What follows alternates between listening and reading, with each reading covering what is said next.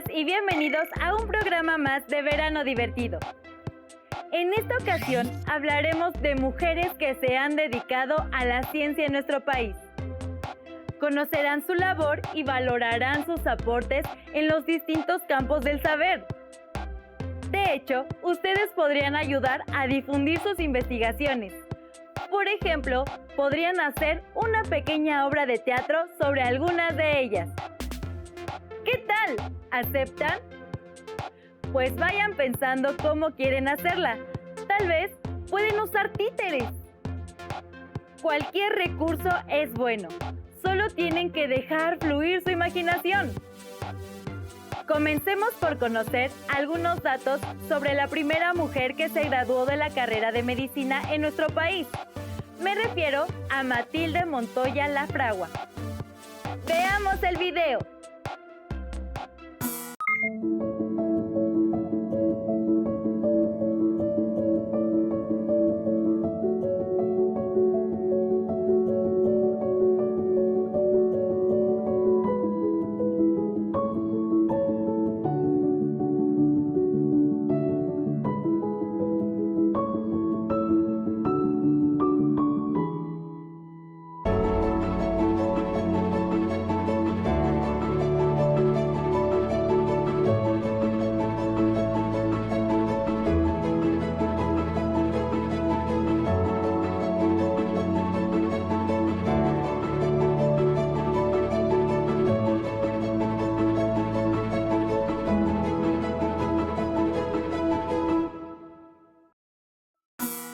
Gracias a la dedicación y al esfuerzo de Matilde Montoya, más de 100 años después de su titulación como médica, el 58% de quienes se dedican a la medicina en nuestro país son mujeres.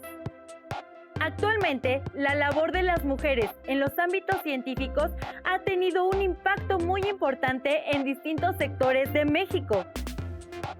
Al respecto, conozcamos el trabajo de dos científicas, las doctoras Perla López y Esperanza Martínez, cuyas investigaciones han traído beneficios y conocimientos sobre las plantas en nuestro país.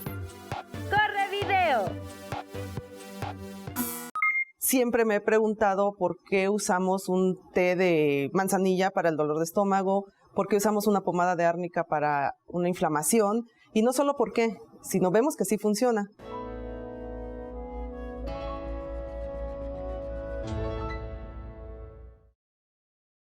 Yo soy químico farmacobióloga por la Universidad Michoacana de San Nicolás de Hidalgo. Vengo a la Ciudad de México a estudiar mi maestría y mi doctorado en el CINVESTAV, en donde me integro en un grupo de investigación de química y de farmacología. Entonces ahí fue donde comencé ya a hacer trabajos de farmacología.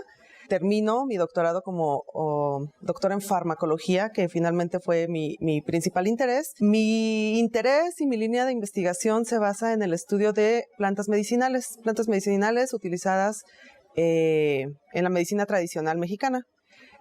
Prácticamente todos hemos en algún momento recurrido a esta medicina tradicional. Desde el dolor del estómago que nos da y que entonces la mamá o la abuelita nos da el té de manzanilla, que nos caemos y nos ponen una pomadita de árnica, pero que sin embargo siempre, o que en la mayoría de los casos no sabemos si en realidad tiene un fundamento científico o no. Sabemos que funciona porque desde niños si nos duele el estómago y nos dan un té de manzanilla, nos sentimos mejor. Si tenemos algún problema en la piel con alguna pomadita de alguna plantita y sabemos que funciona. Sin embargo, ¿qué parte de esa planta es la que funciona? Ese es mi interés. Entender si la planta completa es la que funciona, si es algún compuesto en particular que tiene esa planta es la que funciona. Entonces yo me he dirigido más mi trabajo a plantas utilizadas en la medicina tradicional para el tratamiento de enfermedades parasitarias. Bueno, nos toca ir desde la colecta de la planta al lugar de origen, traerla a la ciudad, hacer todo un procesamiento para obtener extractos crudos. A partir de ese extracto crudo nosotros evaluamos si es que tiene la actividad farmacológica que se reporta. Entonces nos hemos enfocado únicamente a cierto grupo de plantas donde nosotros evaluamos qué tan cierto es su capacidad antiparasitaria. En el momento en que sabemos que sí la ha tenido, porque lo hemos demostrado que como extracto completo sí lo tiene, otra parte interesante es si podemos saber qué compuesto que contiene esa planta pudiera ser el activo. No siempre se llega a tal cosa y algunas veces no porque no se pueda analíticamente llegar, sino que la actividad puede estar relacionada no únicamente a un compuesto, sino a un conjunto de compuestos. Entonces, de pronto no tiene caso llegar hasta un compuesto puro. Dentro de esto, entonces, tenemos dos opciones. Actualmente se están desarrollando muchos fitofármacos, donde de lo que se trata es de estandarizar un extracto y que sabemos que funciona, y que por lo tanto podemos llegar a producir ese fármaco, esos fitofármacos, con una mezcla de compuestos. Es decir, no tenemos que llegar a un compuesto puro, sino como extracto, únicamente se estandariza y así lo tenemos. De esa manera se han desarrollado ya una variedad de medicamentos que son de uso ya común. Por otro lado, si logramos llegar al aislamiento de un compuesto puro, que sirviera como base para la síntesis de algunos otros más. Esos extractos los evaluamos como tal, como un extracto muy completo. Sabemos que un extracto es una mezcla de cientos de compuestos, en donde uno de ellos podría ser el responsable de esa actividad, de lo que nos quite el padecimiento, y en algunos casos no solo es una, pueden ser mucho más de una. Entonces, todo eso es lo que nosotros tenemos que demostrar en el laboratorio. Actualmente hay un gran interés por este tipo de trabajos porque se está llegando a la obtención de muchos fitofármacos. El fitofármaco es aquel que está compuesto por productos naturales, pero que se utiliza como un extracto completo. Simplemente se hace un extracto estandarizado, donde conocemos alguno de los componentes y lo podemos cuantificar, y ese fitofármaco entonces ya puede ser útil para tratar algo, pero que ya hemos probado que sí funciona. En otros casos se busca aislar el compuesto responsable de alguna actividad, lo que conlleva mucho más tiempo, mucho más estudios y nos involucra un poquito más en la parte química, que es otra parte que me apasiona mucho. Tengo estudios con hoja, con corteza, con resinas, y particularmente con un grupo de plantas que nos ha estudiado mucho, que son los helechos. Lo que estudiamos de estas plantas es su actividad particularmente antiparasitaria, con malaria y otros parásitos, antibacteriana, antioxidante y inhibiciones de algunas enzimas. Podríamos aportar precisamente al conocimiento empírico una base científica. Entonces, de esta manera podemos apoyar completamente el uso o, en su caso, apoyar precisamente el no uso, porque todo esto nos conlleva a este estudio farmacológico, pero también a un estudio toxicológico. Aunque son muy utilizadas comúnmente, empíricamente por la sociedad, al hacer este tipo de estudios podemos demostrar una cierta toxicidad. Entonces, con lo que nosotros podemos hacer alguna recomendación del no uso de cierta planta o de cierto producto. Lo que buscamos o esperamos de este proyecto es aportar esta base científica al uso de productos naturales. Esta base científica que nos diga el que sí se recomienda, no se recomienda, y en el mejor de los casos donde tengamos una excelente actividad farmacológica, podamos entender no solo qué es lo que lo causa, sino en el mejor de los casos entender cuál es el mecanismo por el que se está llegando a ese efecto que nosotros deseamos.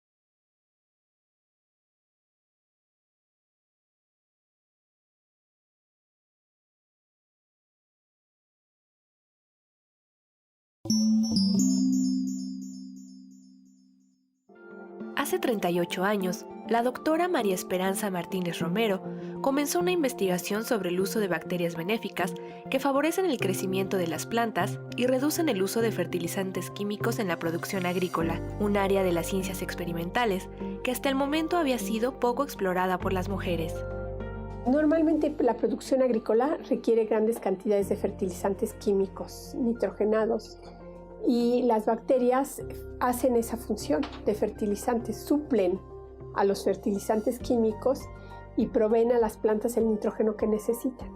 Y eso es de gran utilidad para el ambiente porque no se contamina tanto al al transportarse, al producirse o porque no se aprovecha casi todo el nitrógeno. Es una investigación que la he realizado durante toda la trayectoria de mi vida como científica. No es una cosa aislada, sino es una continuidad de trabajos sobre un área muy concisa de investigación, que es la fijación de nitrógeno, tanto en plantas como en animales. La investigadora del Centro de Ciencias Genómicas es pionera en el trabajo de fijación de nitrógeno, que permite aislar bacterias de plantas nativas de México, como frijoles y otras leguminosas, permitiendo producir plantas en cantidades bajas de este elemento, lo que resulta más rentable y es pieza clave para la sustentabilidad. No se puede despreciar la fijación de nitrógeno porque es la entrada neta más importante de nitrógeno al planeta. La recolección la hacemos en campo, de ahí traemos nuestro material y posteriormente en el laboratorio pues esterilizamos la superficie para solo aislar el interior de las plantas. La fortuna que nos tocó vivir es que en este periodo surgió la genómica y la genómica ha revolucionado las ciencias, desde la agricultura hasta la medicina, pasando por todas las biologías de evolución, ecología. Entonces, cuando surgió la genómica, tuvimos la oportunidad de hacer los genomas de nuestras propias bacterias que nosotros teníamos, y esa es la mejor caracterización de una bacteria. La doctora Esperanza Martínez es apasionada de la investigación y las ciencias biomédicas. Cuenta con diversos estudios en esta área. Su constancia y dedicación en su trabajo la hizo acreedora del Premio L'Oréal UNESCO 2020, que reconoce a la mujer en la ciencia. Me da muchísimo gusto y creo que sirve para que se reconozca que el trabajo en México es de calidad y que podemos hacer un trabajo competitivo que tiene pues un interés tanto científico como social. Para TV UNAM, Viridiana Mondragón. El trabajo científico es apasionante. Perla López ha contribuido a tener una visión más completa sobre los efectos de las plantas medicinales en la salud y Esperanza Martínez a encontrar la manera de reducir el uso de fertilizantes químicos en la producción agrícola. Dos importantes contribuciones a la ciencia en México.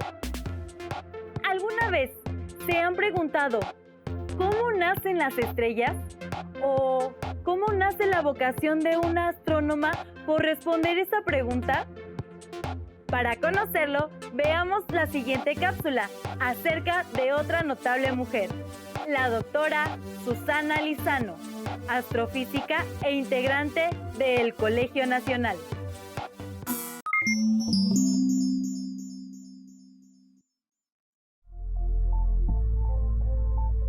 El interés por conocer el universo y la curiosidad de saber qué hay más allá de nuestra galaxia condujeron a la doctora Estela Susana Lizano Soberón a dedicarse a una de las ciencias más antiguas de la humanidad, la astronomía.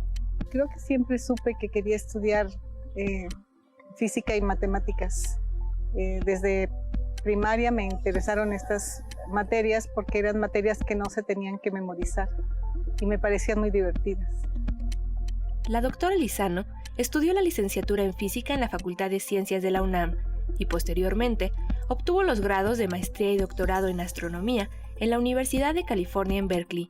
Desde entonces, se ha dedicado al estudio de la formación de estrellas en nuestra galaxia y sus aportaciones han permitido el entendimiento del fenómeno del nacimiento estelar.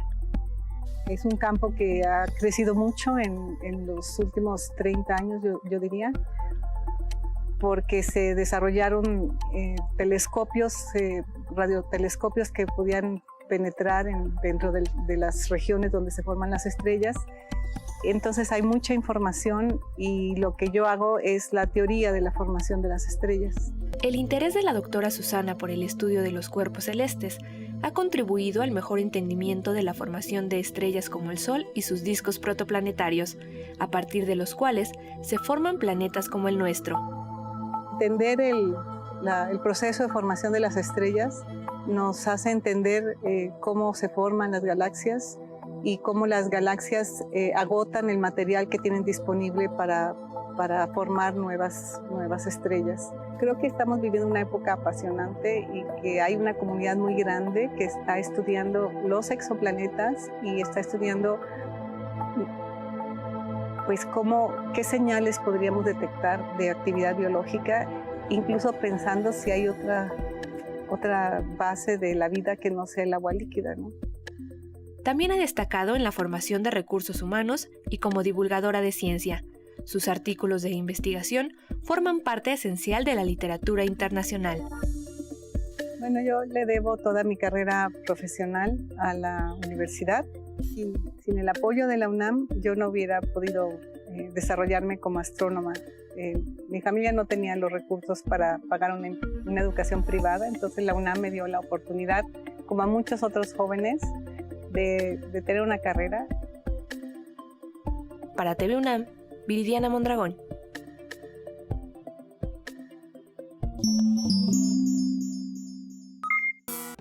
Como pudieron observar, las preguntas que la doctora Susana Lizano ha buscado responder a lo largo de su trayectoria profesional son de gran trascendencia.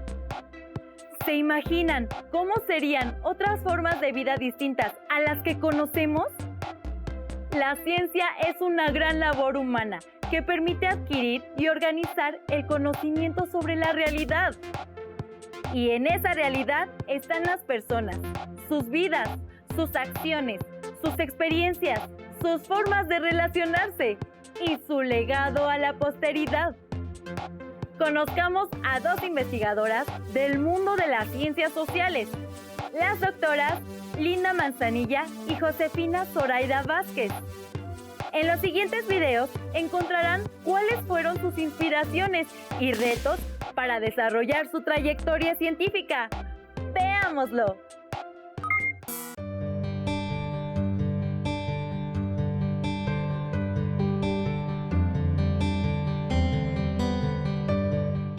El doctor León Portilla, cuando ingresé al Colegio Nacional, decía que con una madre nacida en Alejandría, Egipto, y un padre de ancestros yucatecos, difícilmente podría yo haber sido otra cosa que arqueóloga, ¿verdad? Nosotros teníamos la gran fortuna de tener libros de texto gratuito maravillosos, y el de Historia Universal hablaba de Egipto, de Mesopotamia, de India, de China. Y desde quinto de primaria yo dije, yo quiero estudiar esas civilizaciones. En 1970, que yo ingresé a la Escuela Nacional de Antropología e Historia, no era tan fácil para las mujeres de entonces decir, me voy a trabajo de campo. Así que pude hacer mi vocación y pude desarrollarme como antropóloga y arqueóloga. La Escuela de Antropología de entonces era la escuela en América Latina y tuvimos la fortuna de tener a los mejores antropólogos y arqueólogos, incluso historiadores, como Pedro Bosch-Gimpera, José Luis Lorenzo, los refugiados de la Segunda Guerra Mundial, como Johanna Faulhaber, Paul Kirchhoff.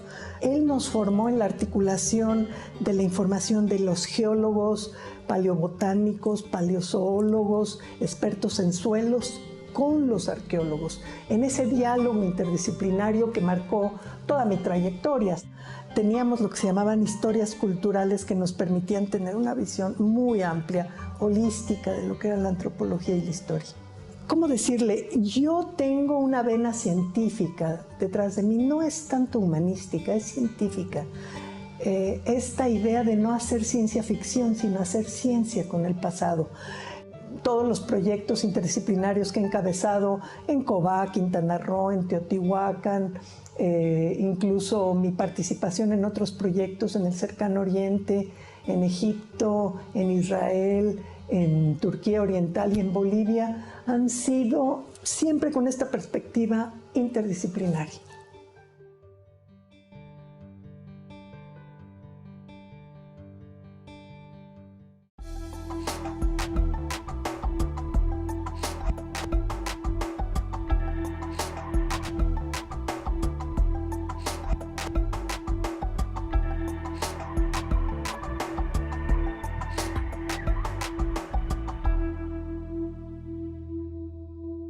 Tengo una larga vida Ya entonces tengo experiencias muy variadas de mi vida como mujer. Encontré muchos trabajos de dar clase, pero sí me gustaba dar clase, pero no quería dedicarme a eso. Yo quería investigar cosas y saber más. Cuando salieron oportunidades y que me recomendaban mis maestros, había siempre unos candidatos masculinos, pero que eran solamente profesores, no tenían ni doctorado ni graduados, eran pasantes. Y aunque sabían muchas cosas, no escribían, no tenían artículos publicados. Yo tenía uno en España y varios en el colegio, uno en el colegio y otros en otras partes. Y siempre prefirieron a los hombres porque eran varones. Estaba yo en la Argentina cuando recibí la carta de don Daniel Cosío Vigueras del colegio y me invitaba a incorporarme a su seminario de investigación de historia contemporánea de México. Llegué al colegio y bueno, entré con uno de mis colegas que era pasante también, que había ido a Venezuela y que me había robado esa oportunidad y los dos entramos al mismo tiempo. Y ya que llevábamos algunos meses, me entero que le pagan más a él que a mí. Bueno, dije, ¿qué voy a hacer? Dije, no, pues voy a protestar. Y con toda mi timidez y don Daniel era una persona que imponía, pues ahí llegué y le dije, don Daniel, ¿qué pasó? ¿Por qué me paga menos? Me dijo, es que él tiene familia, tiene 3 hijos. Ay, le dije, me estoy quedando y todavía me va a pagar menos. Lo cual le hizo gracia. Me subió me igualó el ingreso, pero era injusto porque yo tenía más méritos. Me gustaron muchas cosas de la institución, el hecho de que quisiera que hubieran estudiantes de tiempo completo, profesores de tiempo completo y una buena biblioteca. Entonces, eso, aunque en la UNAM yo tenía más facilidades, más reconocimiento, pues convirtió al Colegio de México en mi casa. Creo que también tenemos que aprovechar para reflexionar en estos días todas las cosas en que se han mejorado y, por desgracia, todas las cosas que están peor. Eso de que mueran 10 mujeres al día debía de ponernos los pelos de punta a todos. También tenemos que reflexionar lo que sí ha mejorado. Pero es difícil de todas maneras. Incluso en el colegio Mario Ojeda insistía en que había más mujeres que hombres. Le dije, sí, pero en categorías menores. Entonces no está parejo. Ahora ya tenemos a la presidenta, que es una mujer, gracias a Dios. También Ana Covarrubias es la coordinadora. Me parece que van equilibrándose las cosas, pero todavía hay aspectos que afinar. Pero confío en que se irán haciendo.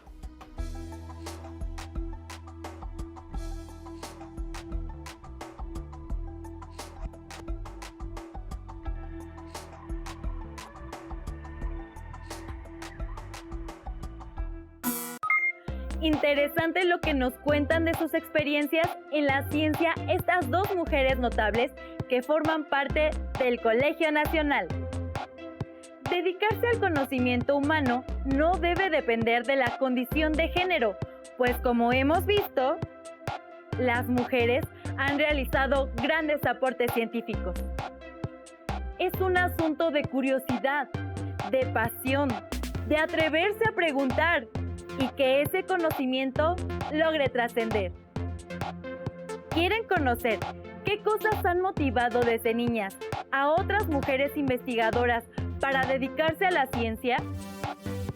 Veamos las cápsulas sobre Gabriela León y Melissa Horta, cuyos aportes a las ciencias representan verdaderos parteaguas a nivel mundial en los campos de la nanotecnología y de la robótica.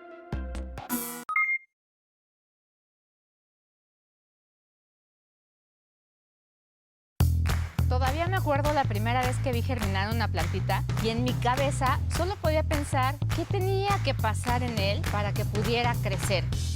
En mi casa todo empezó con un juego, con mi pequeño microscopio. A veces mezclando cosas en el baño y explorando todo lo que me encontraba a mi paso. En mi familia no era tan común que alguna mujer estudiara profesionalmente alguna ciencia y nunca faltó el familiar que me dijera: ¿por qué estudias eso? Nadie se va a querer casar contigo. Decidí estudiar ingeniería bioquímica porque me ayudó a entender cómo funcionaban los seres vivos, pero también empezó mi camino para descubrir soluciones que nadie más había encontrado. Hace unos años innovamos en el mundo de la nanotecnología, creando una nueva molécula capaz de matar virus, ayudando a acabar con una crisis de ébola. La vida te va a poner miles de retos. Está en ti seguir tus sueños, innovar y crear esperanzas y sobre todo dejar tu nombre marcado en la historia.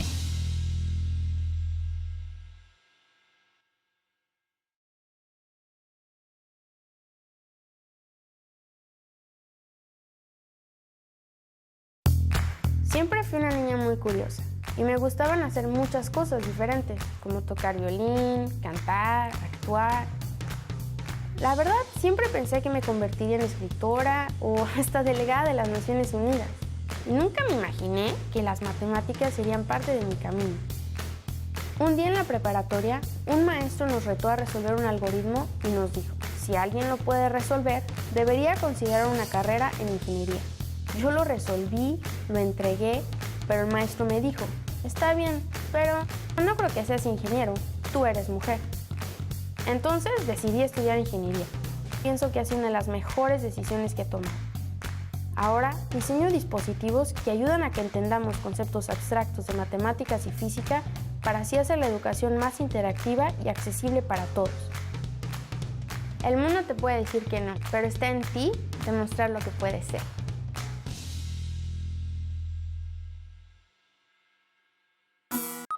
La vida te va a poner miles de retos y está en ti seguir tus sueños. El mundo te puede decir que no, pero está en ti demostrar lo que puedes ser. Sin duda, las palabras de Gabriela León y Melissa Horta son una gran fuente de inspiración. Veamos un último video para reflexionar por qué es importante motivar a las niñas a estudiar carreras del ámbito científico. ¡Corre video!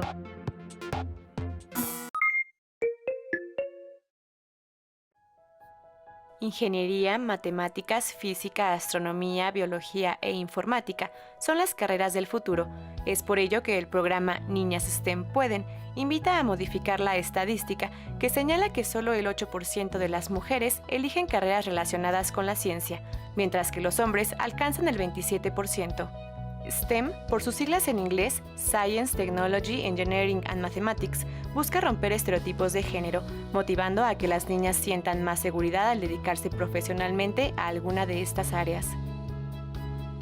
Entre las mujeres que impulsan esta iniciativa se encuentra la doctora Cecilia Nogués Garrido, quien es una de las mentoras y fundadoras de Niñas STEM Pueden. Nos convocan a varias científicas, tecnólogas y gente de empresas también, mujeres asociadas a estas empresas tecnológicas, a formar parte de esta iniciativa y a tratar de convocar a más gente, de poder tratar de encontrar esa equidad, ¿no?, de género, poniendo a la par, ¿no?, las oportunidades con las carreras que se determinan como las de mejor futuro en el panorama mundial, ¿no?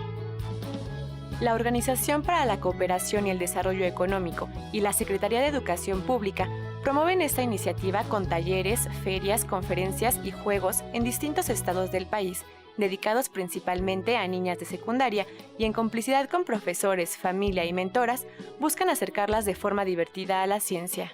Cuando haces tú este tipo de exámenes, ves que tienen las mismas capacidades, que parten igual, y después los estereotipos, ¿no?, el entorno familiar y hasta también el entorno educativo van encasillando o nos van encasillando en diferentes cosas, ¿no?